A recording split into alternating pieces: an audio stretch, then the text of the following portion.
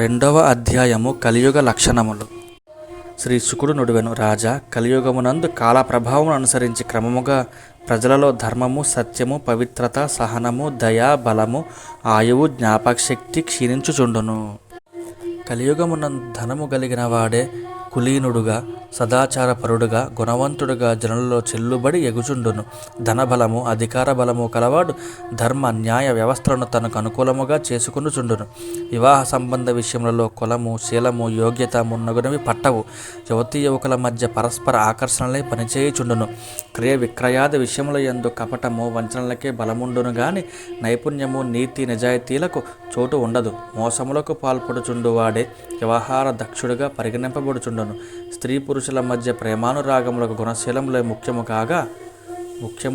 గాక క్షణిక సుఖములే ప్రాధాన్యము వహించుచుండును. బ్రాహ్మణుని యొక్క గుర్తింపు గుణ స్వభావములను బట్టే గాక యజ్ఞోపవీతాది చిహ్నముల బట్టియే యుండును.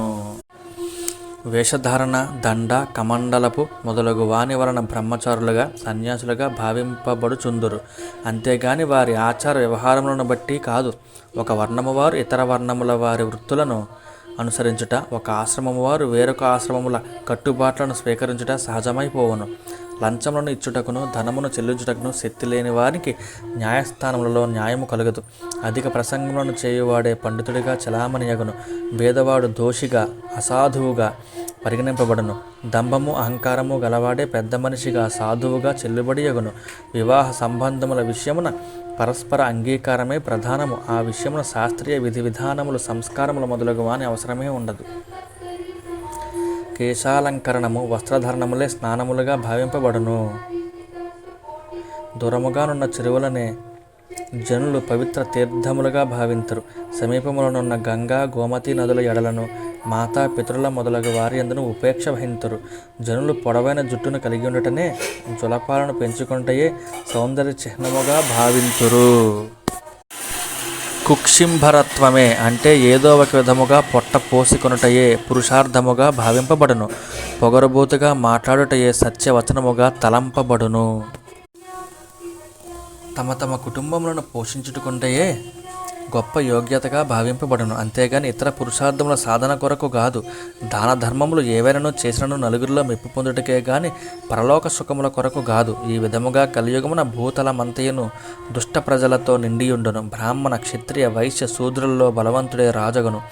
ఇట్టి పాలకులు అందరూ లుబ్ధులు, అర్ధాతురులు, కాముకులు, దయాహీనులు, కఠినాత్ములు. వీరందరూ దోచుకునివారు, దగాకోరులు. ప్రజల యొక్క సంపదలను, స్త్రీలను అపహరించుటలో వెనుకాడరు. అట్టి వారికి భయపడి ప్రజలెల్లరూ కొండ గుహలలోను, అడవులలోనూ తలదాచుకొందురు. అచ్చట వారు వివిధములైన ఆకులములతోడను, కందమూలములతోనూ, మాంసములతోనూ, తేనెతోనూ, ఫలపుష్పములతోనూ, విత్తనములతోనూ పొట్ట నింపుకొందురు. అనావృష్టి కారణమును, కరువు కాటముల మూలమునను, పన్నుల భారములతోనూ ప్రజలు కష్టముల పాలగుదురు. చలిగాలులకును, ఎండలకును, వానలకును, వరదలకును, హిమపాతములకును తట్టుకొనలేక పరస్పర కలహములతో ప్రజలు నశింతురు. ఆకలి దప్పులతోనూ, రోగములతోనూ, అంతులేని చింతలతోనూ ప్రజలు అలమటింతురు. కలియుగమున బట్టి బాధలకు లోనైన ప్రజల ఆయు ప్రమాణము 20 లేక 30 సంవత్సరముల వరకే పరిమితము అగును. మహారాజా, కలికాల దోష ప్రభావమున ప్రజల దేహములు కృంగి కృశించిపోవును. వర్ణాశ్రమాచారములు, వైదిక ధర్మములు పూర్తిగా అడుగంటును. మానవులలో పాషండ, నాస్తిక ధోరణులు పెచ్చు పెరుగును. పాలకులు దోపిడి దొంగలగుదురు. మనుష్యులు చౌర్యము, అబద్ధములకు పాల్పడుట, నిరపరాధులను హింసించుట మున్నగు దుశ్చేష్టల ద్వారా బ్రతుకుచుందురు. అన్ని వర్ణముల వారును శూద్రప్రాయులగుదురు. ధేనువులు మేకల వలె బక్క చిక్కి పాలు తక్కువగా ఇచ్చును. వానప్రస్థులు, సన్యాసులు కూడా గృహస్థుల వలె వ్యాపార దృష్టిగల వారగుదురు. రహస్యముగా శారీరక సుఖములకు పాల్పడుదురు. వివాహముల ద్వారా సంబంధములు ఉన్నవారినే ఆత్మీయులుగా పరిగణింతురు. వరి మొదలగు పైర్లు మిగుల పొట్టిగా ఉండును. పెక్కు వృక్షములు జమ్మి చెట్ల వలె మొండ్లను కలిగి తక్కువ నీడనిచ్చును. ఫలరహితములగును. మేఘములు మెరుపులు ఇచ్చునే గాని అంతగా వర్షింపవు. గృహస్థుల ఇండ్లు అతిథి అభ్యాగతుల రాకపోకలు లేనివగును. అందు వేదధ్వనులు మచ్చుకైనను ఉండవు. జనసంఖ్య మిక్కిలి తక్కువైపోవటం వలన అవి శూన్యప్రాయములై ఉండును. పరీక్షిని మహారాజా, ఈ విధముగా అధర్మములు ప్రబులటచే క్రమక్రమముగా కలియుగాంతమునకు మనుష్యుల బ్రతుకులు గాడిదల వలె సంసార భారములను మోయలేక దుస్సహములగును. అట్టి పరిస్థితులలో ధర్మస్థాపనకై భగవంతుడు సత్వగుణముతో అవతరించును. స్థావర జంగమాత్మకముకు జగత్తునకు తండ్రి, గురువు, సర్వవ్యాపకుడు, పరమేశ్వరుడు, సకల ప్రాణులలో ఆత్మరూపుడైన భగవంతుడు ధర్మమును రక్షించుటకు సాధు సత్పురుషులను కర్మబంధము నుండి ముక్తులను చేసి జనన మరణ చక్రం నుండి కాపాడుటకై అవతరించును. ఆ సమయమున శంబల గ్రామమున విష్ణు యశుడు అను బ్రాహ్మణుడు ఉండును. అతడు మిక్కిలి ఉదారుడు, భగవద్భక్తి తత్పరుడు. అతని ఎంట కల్కి భగవానుడు అవతరింపగలడు. శ్రీహరి అష్టసిద్ధులకును సకల సద్గుణములకును ఆశ్రయమైన వాడు. ఆ జగన్నాథుడు ఖడ్గమును చేబోని శీఘ్రముగా సాగిపోగల గుర్రముపై ఎక్కి దుష్టుల పేచమనుసును. ఆ స్వామి యొక్క తనువునందలి ప్రత్యనువు నిరూపమానముగా కాంతులను వెదజల్లుచుండును. అతడు అశ్వారోహుడై భూతలమున మిగుల వేగముగా సంచరించుచు రాజవేషధారులైన కోట్ల కొలది ముష్కరులను నిర్మూలించును. రాజా ముష్కరులందరూ హతులైన పిదప నగరమునందలి దేశమునందలి ప్రజల యొక్క హృదయములు నిర్మలమగును. ఎలయన కల్కి భగవానుని శరీరముపై గల అంగరాగ స్పర్శ వలన మిగుల పునీతములైన వాయువులు వారిని స్పృశించును. ఈ విధముగా వారు భగవంతుని మంగళకరమగు దివ్య గంధములను పొందగలరు. కల్కి భగవానుని యొక్క ప్రసన్న రూపము ప్రజల హృదయములలో సుస్థిరముగా నెలకొనును. తత్ఫలితముగా వారికి కలుగు సంతానములు మునిపటి వలె ఆరోగ్యవంతములై పరిపుష్టముగా నుండును. ధర్మ పరిరక్షకుడు, నేత్రానందకరుడు అయిన శ్రీహరి కల్కి అవతారమును దాల్చినంతనే కృతయుగము ప్రారంభమగును. అంతటా ప్రజల సంతాన పరంపర సహజముగా సత్వగుణ సంపన్నమగును. చంద్రుడు, సూర్యుడు, బృహస్పతి ఒకే సమయమున పుష్యమీ నక్షత్ర ప్రథమ పాదమునందు ప్రవేశించి ఒకే రాశి అందే స్థితులైనప్పుడు కృతయుగము ఆరంభమగును. మహారాజా, సూర్యచంద్ర వంశీయుల రాజులకు సంబంధించిన పూర్వగాథలను, ప్రస్తుత విశేషములను, భవిష్యత్ విషయములను సంగ్రహముగా నీకు తెలిపియుంటిని.